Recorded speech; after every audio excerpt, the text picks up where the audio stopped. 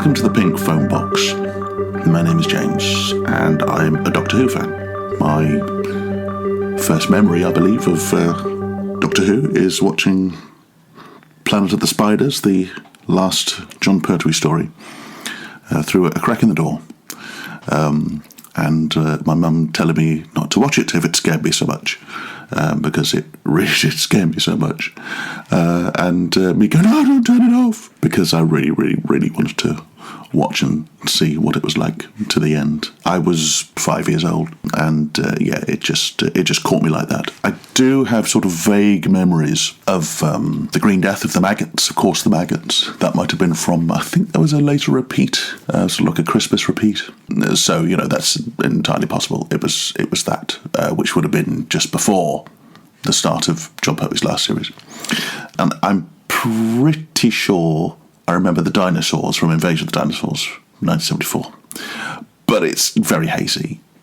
I remember being scared, but being very hazy. But I definitely remember Planet of the Spiders. So that would be the beginning of my Doctor Who journey, which was wonderful and incredibly scary. And I'm sure every fan here will remember the very first story, the excitement, what grabbed them initially. And it's a great shared moment. It's one that we often ask each other, isn't it, when we meet up? So after that, of course, Jon Pertwee moved on to Tom Baker, and Tom Baker came along, and I have not missed an episode since then. Just everything about Doctor Who is perfection to me. And although there have been times in my life where I have been, like a cynical teen and a cynical 20 and what have you, and I've said, "Oh, I don't like this bit or that bit," generally speaking, these days, there isn't a single episode, all 871 of them, that I don't absolutely adore, because they are, it's just the most wonderful series to watch and to enjoy and to share. So many different aspects to it to look into, and I find it as a television series a very safe and comforting place to be.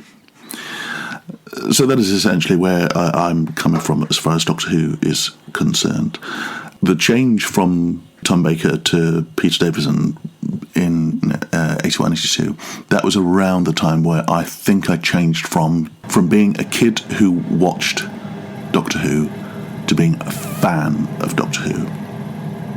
And it is no exaggeration to say that season 18, which was the season that was happening around that time, Tom Baker's last, is my favourite of the classic series, as I'm likely to continue to call it, so that we all know what we're talking about. And just every story of that season is perfection to me. It's around that time that my mum died, and it became a place of escape, a place of, as I said earlier, safety and comfort, and it's almost certainly a certain amount of nostalgia, I suppose, that draws me back to that time.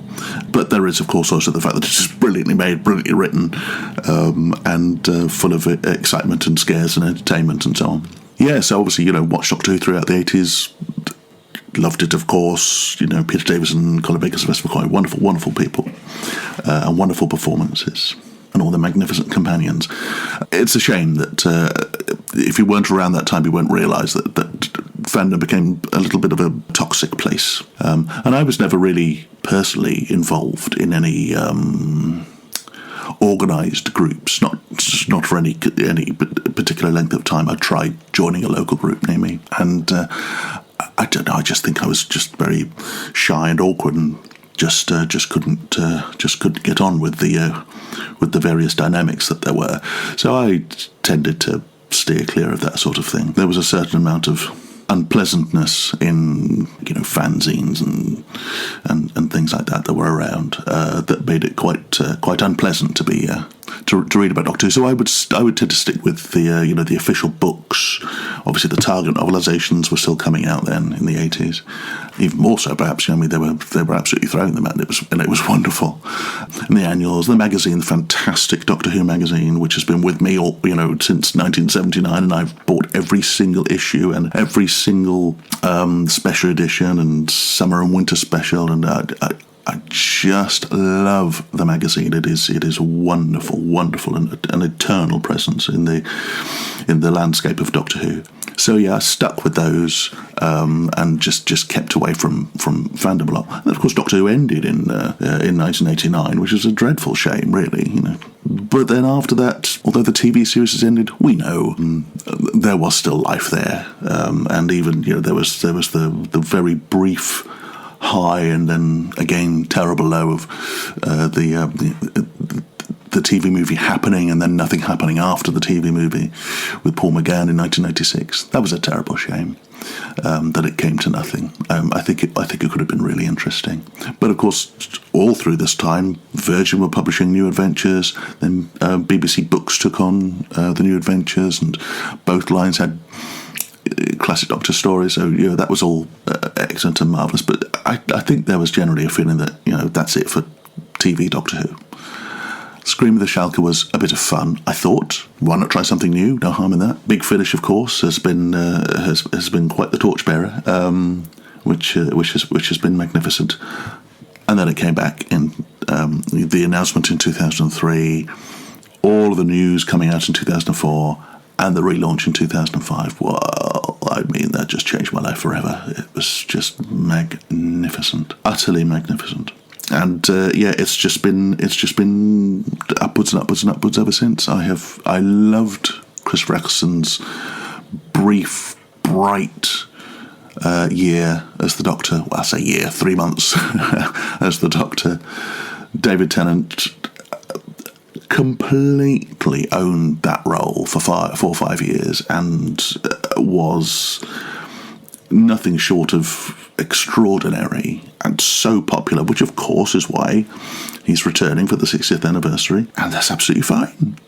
Why not? Why not? Do it. Matt Smith, I will confess, I will hold my hand up here now and say he is my favourite Doctor, even after the utter brilliance of Tom Baker. And and let me say, whenever I say he's my favourite Doctor, all of the rest are at number 2. All right, all of the rest, every single other Doctor. There's just something about Matt Smith that really speaks to me and touches me and says, yeah, do you know what?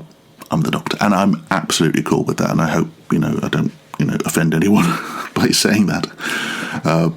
Peter Capaldi, superb, just a radical reworking of the Doctor after having these two gorgeous young men, heroic men playing the part. He just brought a wonderful idiosyncrasy to the role, and absolutely laid his own stamp on it. Just wonderful. And then Jodie Whittaker came along, and I would never have thought of her as the Doctor. It really intrigued me when she was announced. What was it, in the middle of Wimbledon? Really intrigued me. I thought, really interested to see what she does with this role. Fantastic, great to see. And she has been superb.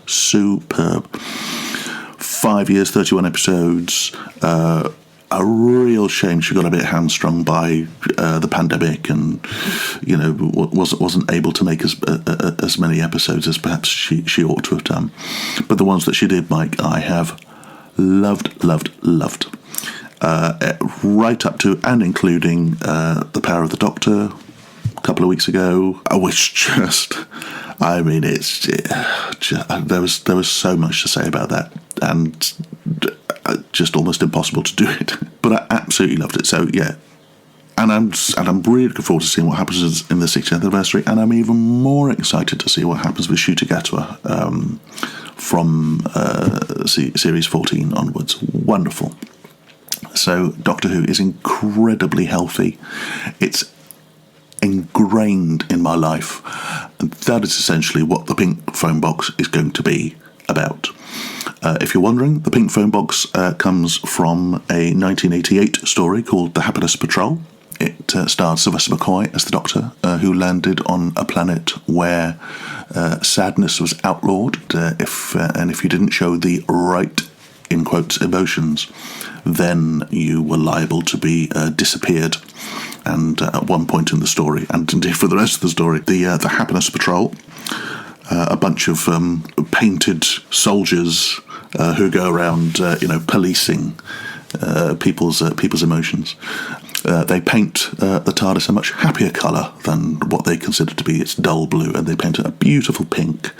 And I just love the whole story. Let me say is, to my mind, a very clear parallel of government at the time's attitude towards LGBTQ people, of which I am one. I identify as a gay man, and it was almost certainly, to my mind anyway, all about suppressing anyone who is different.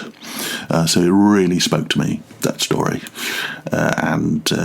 so that's really where the Pink Phone Box identity comes from. I will be talking a lot about Doctor Who in my podcast, and I really just wanted to say these few words to lay that out for you. And if you're interested, please stay and listen to more of me waffling, and come and find me on other platforms, which include Twitter, TikTok, and Instagram. And we can perhaps talk more there.